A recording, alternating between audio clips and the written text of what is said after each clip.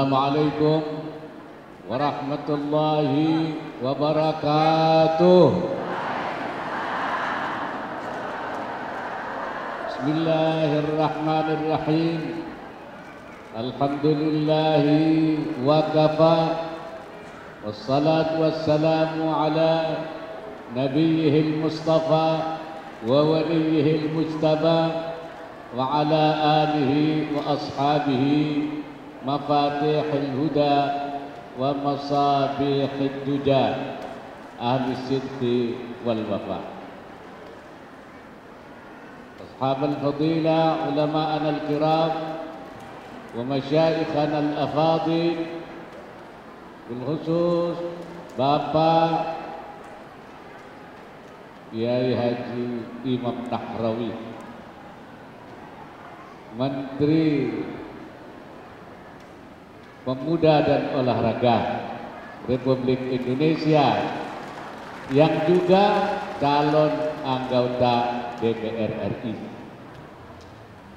Amin. Nomor 1. Juga Bapak calon anggota DPD RI. Ini juga hadir.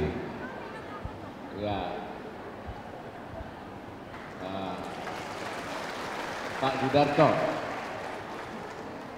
Bapak Yai Dr. Asrarun Ni'am,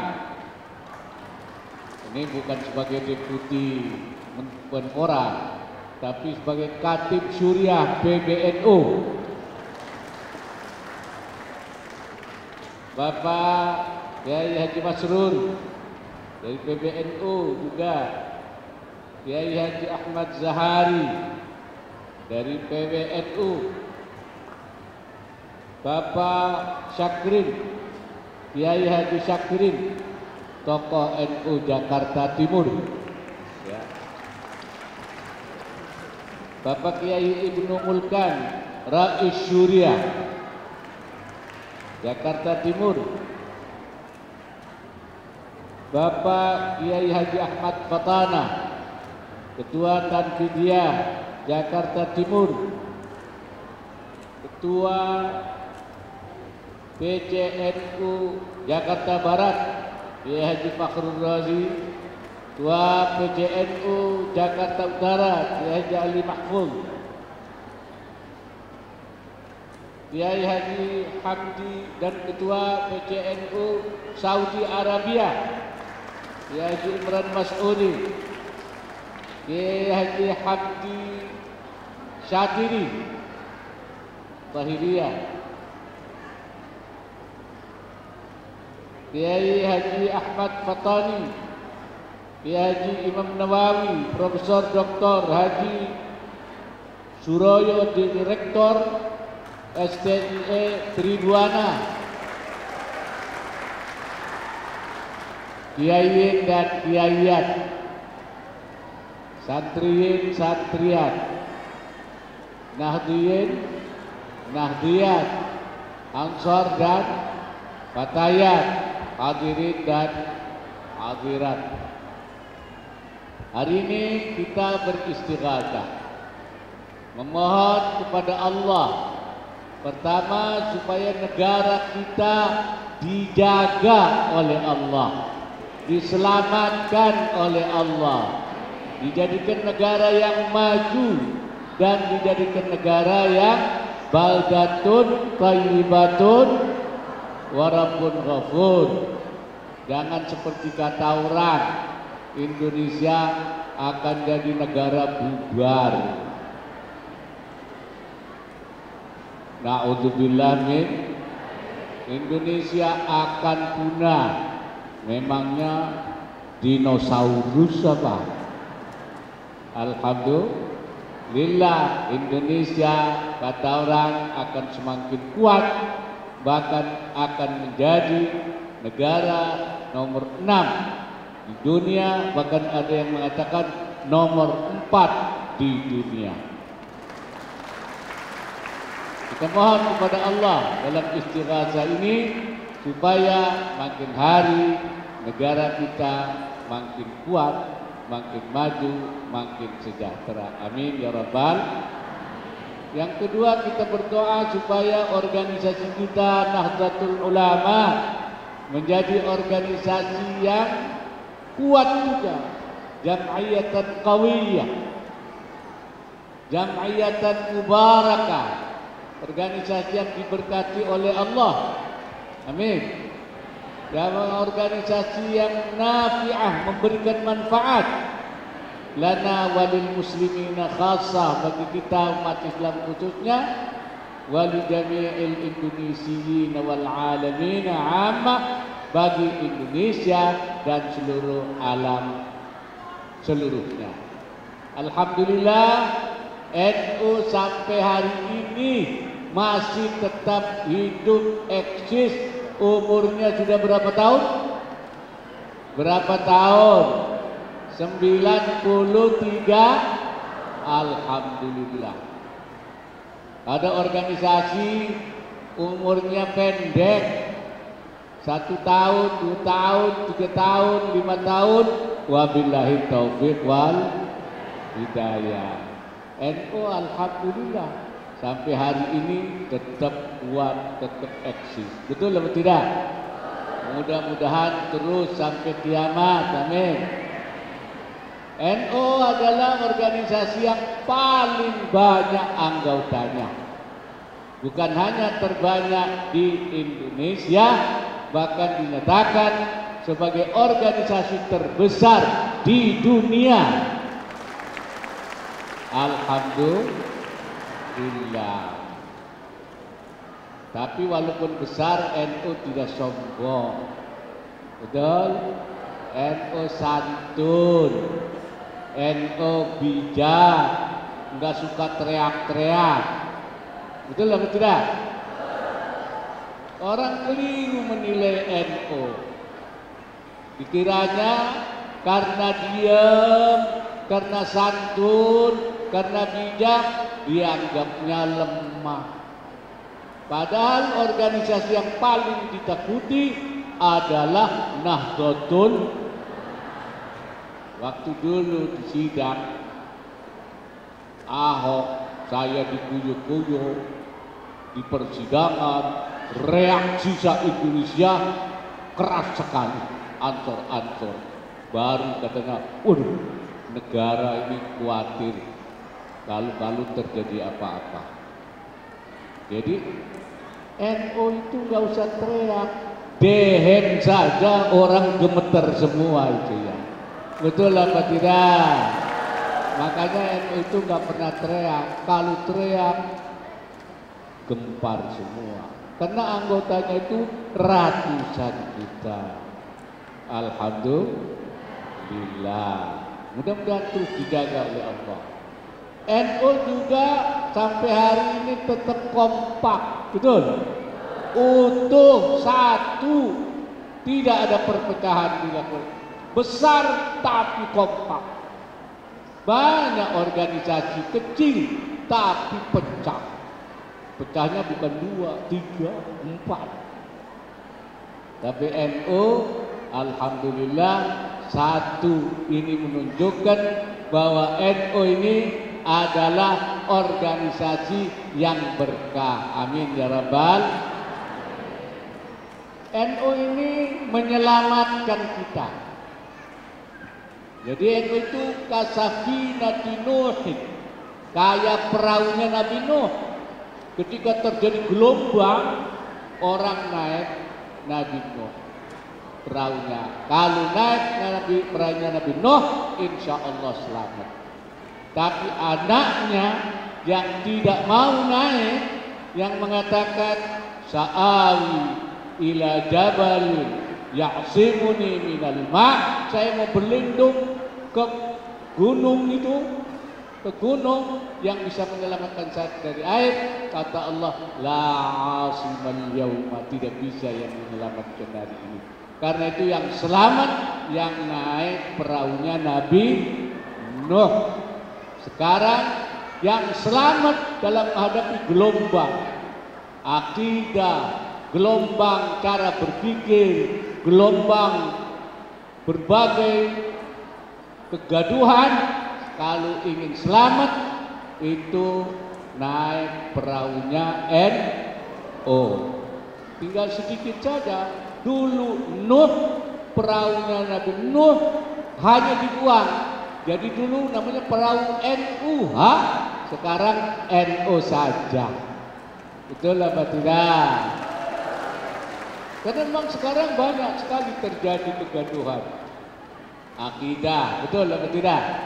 Makanya NU itu adalah organisasi ulama untuk apa? Himayatul ummah.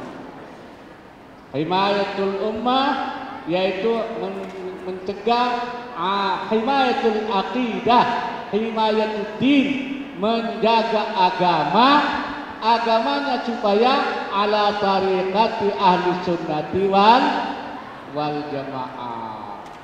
Sekarang banyak sih aliran-aliran radikalisme, cara berpikir tekstualisme, akidah yang rusak, cara gerakan yang tatarrufiyah. Alhamdulillah kita akan selamat kalau kita berada di perahu Nahdlatul Ulama. Makanya yang belum naik ke perahu NU cepat-cepat naik, ya, supaya selamat. Banyak cara berpikir yang tekstual, yang hanya mengandalkan nas saja. Tapi ada juga yang cara berpikir yang liberal, yang tidak pakai aturan. NU adalah cara berpikir yang tidak la tekstualian wala liberalian walakin tawassutian, tapi moderasi. Cara bergeraknya pun layyinan santun. Ada yang sekarang gerakannya itu radikalian. Malah ada yang kelompok namanya Al-Makkiyun. Tahu Al-Makkiyun? Al-Makkiyun itu bukan ahli Mekah, ahli maki-maki. Ceramah maki-maki, maki kanan, maki kiri. Naudzubillah min. Lalu NU itu layyinan santun. La ikrahiyat wala ijbariyat, tidak maksa-maksa. Wala intimidasian, nggak pernah intimidasi. Wala ancamian, nggak ngancem. Wala terorian. NU untuk menjaga umat, yaitu himayatuddin, menjaga agamanya daripada paham-paham yang menyimpang, akidah yang menyimpang, gerakan-gerakan yang menyimpang, radikalisme. Dan juga NU menjaga negara, himayatud daulah, tugasnya. Karena itu maka NU akan terus menjaga negara, diajak di dalamnya apa tidak diajak. Betul apa tidak?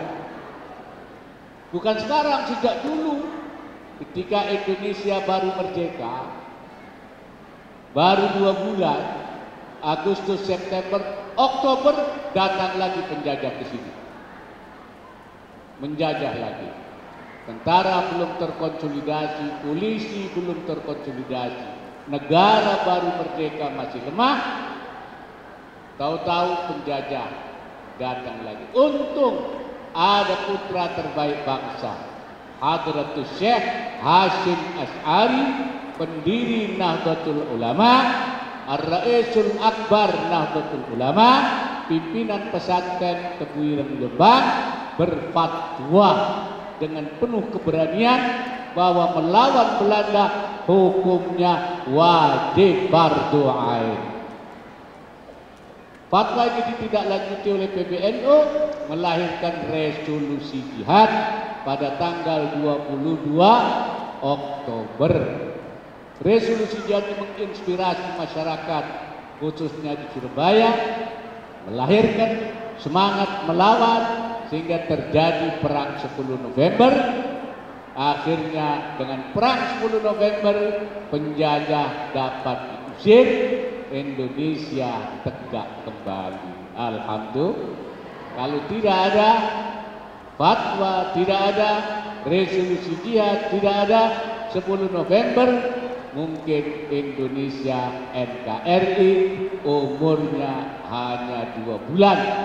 Bagi kita NKRI harus dibela, harus dipertahankan. Karena apa? Karena NKRI adalah apa katanya? NKRI adalah harga mati. Makanya dibela. 10 November kemudian dijadikan Hari Pahlawan. Tapi 22 Oktober dilupakan orang. Betul? 70 tahun orang tidak ingat ada apa 22 Oktober. Untung setelah 70 tahun 2015 yang lalu Bapak Jokowi Presiden kita menetapkan 22 Oktober sebagai Hari Santri Nasional. Alhamdulillah. Makasih Pak Jokowi. Kalau enggak santri tidak punya hari nasional. Dan kita akan terus membela negara. Dikasih apa tidak dikasih jabatan. Karena apa? Karena prinsip menjaga negara adalah merupakan prinsip yang sejak lahir menjadi bagian semangat dan prinsip yang dipegang oleh Nahdlatul Ulama. Alhamdulillah sekarang ini kemarin sudah ada menteri yang diambil termasuk Pak Imam Nahrawi. Mudah-mudahan jadi menteri lagi. Amin. Sekarang Pak Jokowi ngajak saya jadi calon wakil presiden.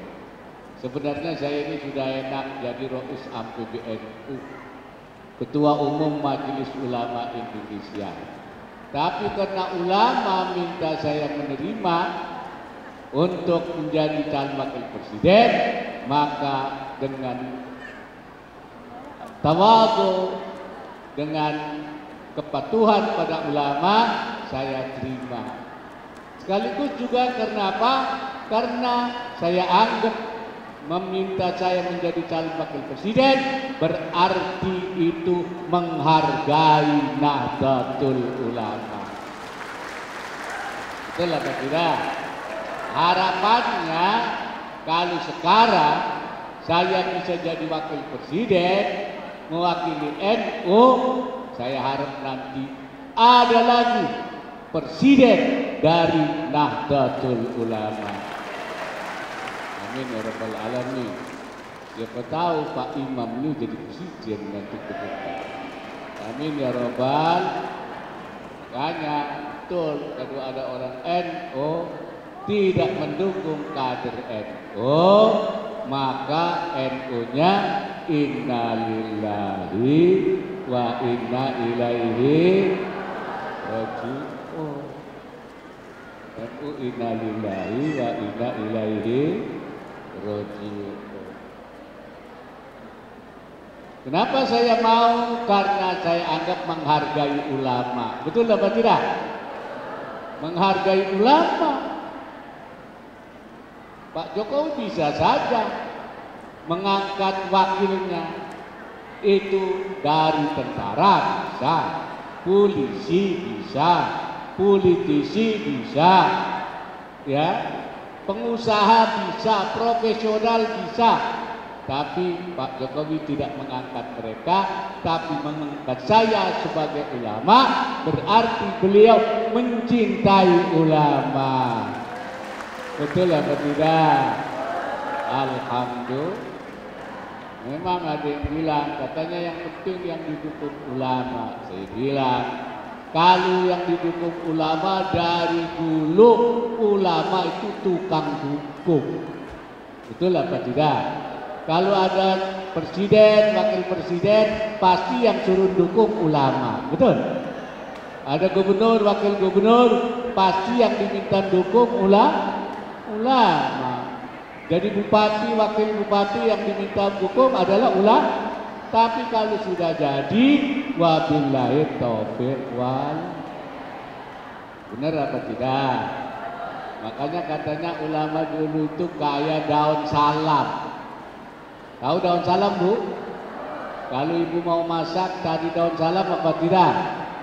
Supaya masakannya apa? Sedap. Tapi kalau sudah mateng yang pertama dibuang apa? Daun salam. Wabillahi taufik. Itu kiai dulu itu begitu. Tapi Pak Jokowi tidak. Tidak hanya meminta dukungan para ulama, tapi menggandeng ulama sebagai wakil presidennya. Begitu itu kok dibilang Pak Jokowi anti ulama. Wakil presidennya aja ulama, betul atau tidak? Ente bengong apa? Ini. Saya juga ingin memberi semangat kepada para santri supaya santri itu jangan merasa putus asa, supaya punya harapan, supaya punya semangat yang tinggi, optimistik, jangan pesimistik. Kenapa? Santri itu ternyata bisa jadi apa saja. Bisa jadi kiai, betul. Bisa jadi bupati.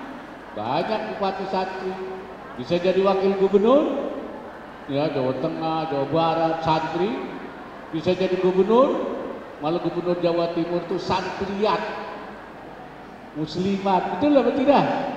Muslimat umat bisa jadi gubernur, bisa jadi menteri, kayak beliau ini santri yang menteri, ini Pak Imam, bisa juga ke wakil presiden kayak saya ini kan. Santri jadi wakil presiden, bisa juga jadi presiden.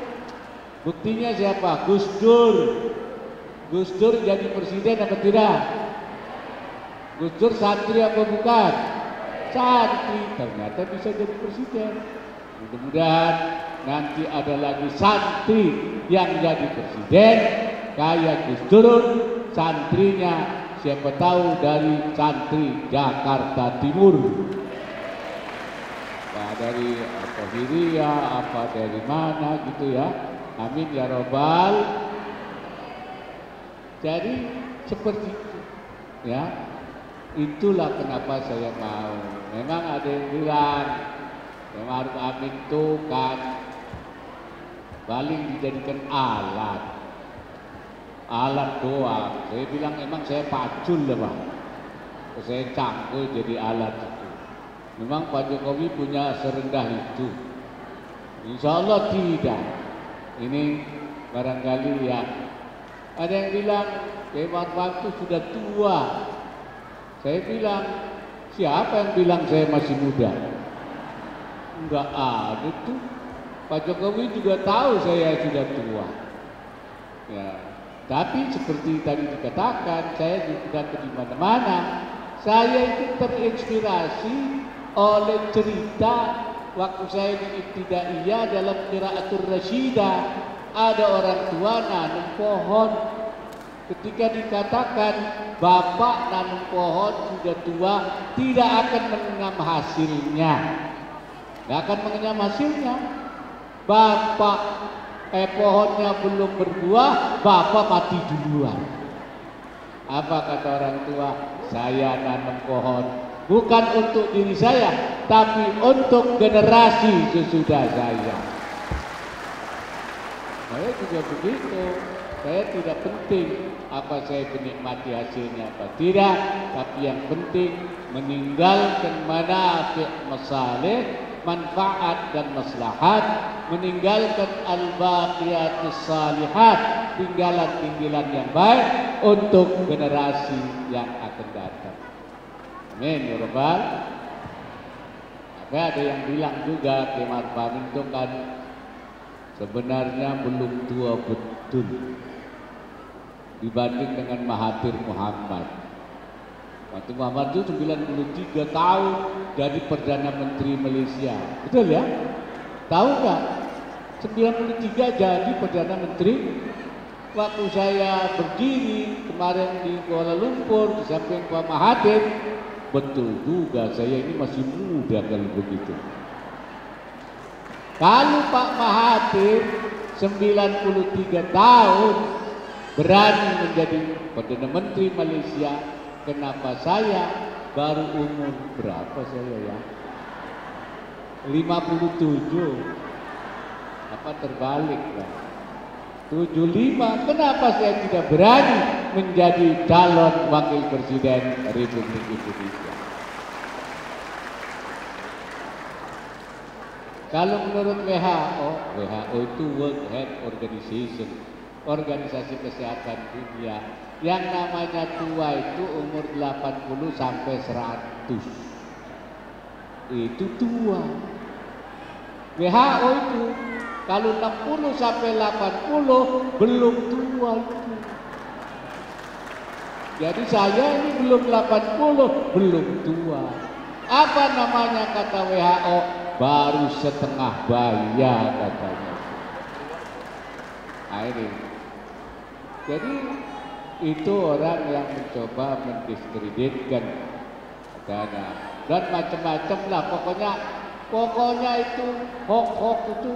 Karena itu jangan kita itu terpengaruh oleh hoax. Betul Ibu ya?